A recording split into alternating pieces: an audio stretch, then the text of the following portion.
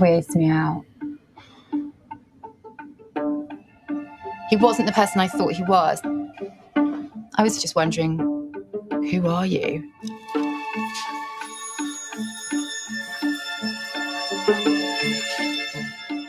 Turning now to showbiz and the unglamorous side of reality TV.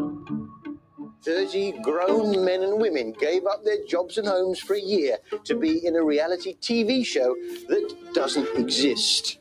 Why you do that? People sacrifice jobs, careers. I remember John, he was saying, I'm going to go in there, I'm going to kill that Nick. I'm going to kill him. What was in it for him? Was it access to your bank accounts? Was he just on a power trip? We never learnt the why behind all of this. I'd love to know what his real name is. How long has it been since you've seen Nick? 20 years. I'd never meant to do anybody any harm. He vanished. He disappeared and we never saw him again. Where is he? There's many, many reasons why people don't want to be found. No matter how hard they try to escape their past, people do leave a trail. Do you think you can help us find Nick Russain? Of course.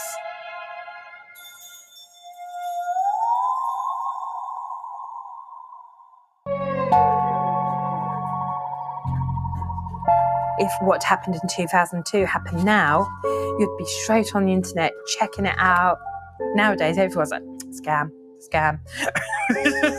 Don't do that, don't trust that person. But I think in 2002, people were a lot more trusting.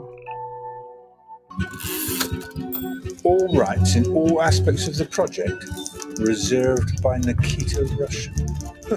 Every team member must agree to be filmed throughout the project in all circumstances.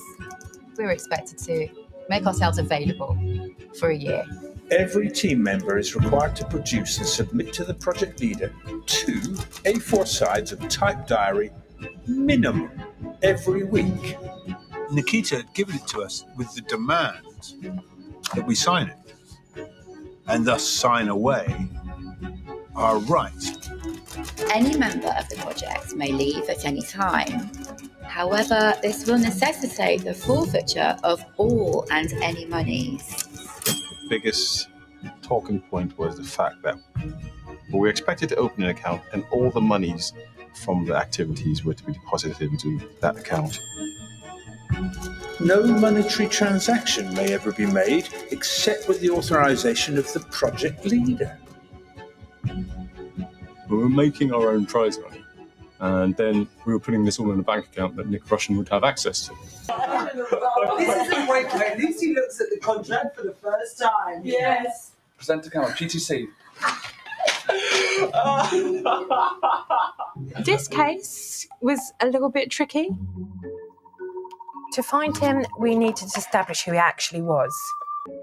He wasn't born with the name Nick Russain, and the last registrational footprint for him using the name Nick Russain was 2002. His name turned out to be Keith, which was completely different. Once we had that, we managed to start pulling everything together. He appears to have grown up in Farnham, quite a nice area. I'm going to go out to the castle to take a look around. This is what I want to do. I want to learn how to be a cameraman. We're going to try and keep it going, nonetheless. Give it our best shot. We're all wearing happy stickers. I don't know if you can see that. It's only a little tiny sticker. And it's smiling because I think things are going to really turn out right. Giving up our jobs, we don't have any money. I don't have a penny.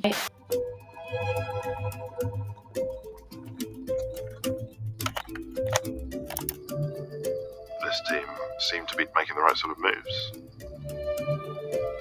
People were starting to do the sorts of things that I had in mind that they might do. Going out and persuading people to help them with food, a place to be.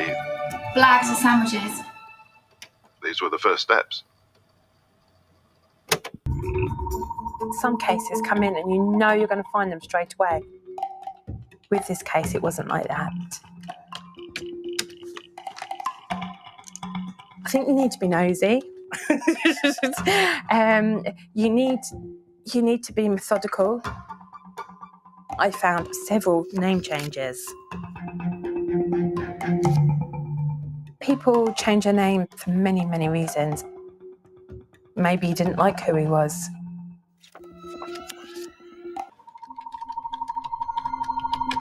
We've established that Nick Russain, he's creating many personas. There's Doug Travis. Doug Travis was a fictional character, only appeared to exist for about 6 months. There was no birth for him and no death for him. After Nick had slept in Tim's flat, at that point, he made a quick, sharp exit.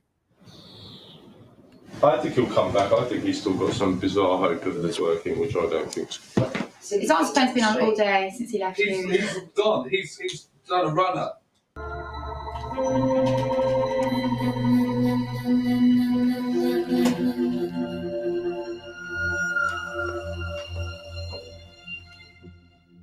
So, did you manage to find Nick Russain? He's a tricky character to find, but we did find him.